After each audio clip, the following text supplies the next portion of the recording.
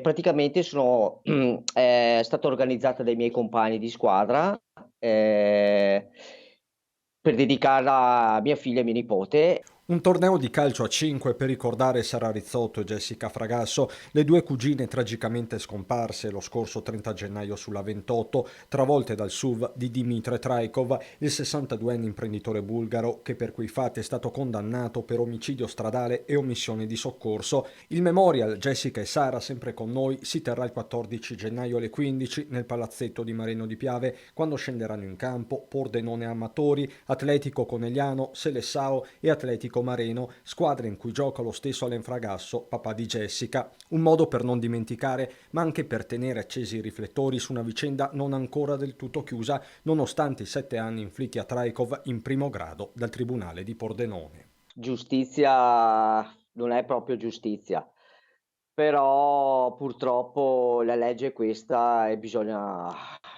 rispettarla, è così, bisogna accontentarsi di quello che è.